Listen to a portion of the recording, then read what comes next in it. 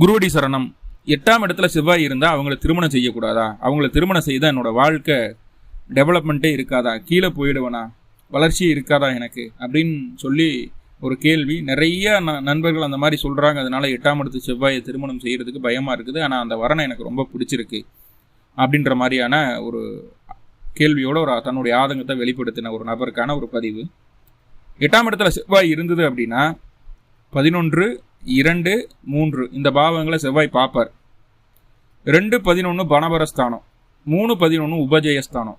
இந்த ஸ்தானங்களை செவ்வாய் பார்க்கறது ரொம்ப ரொம்ப நல்லது. 35 வயசு 40 வயசுக்கு மேலே நல்ல பொருளாதார வளர்ச்சி, நல்ல வேலை, நல்ல வருமானம், சொத்து சோகங்களோட சேஃப்டியாக வாழ முடியும். 8ஆம் இடத்து செவ்வாயை யார் திருமணம் பண்ணுறாங்களோ அவர்களுக்கு இந்த பலன் கண்டிப்பாக நடந்தே தீரும். மேலும் 8ல் செவ்வாய் இருந்தால் என்னென்ன பலன் அப்படிங்கிறத தனியாக ஒரு வீடியோ பதிவு கொடுத்துருக்கேன், பார்த்து பயன்படுத்திக்கலாம். நன்றி.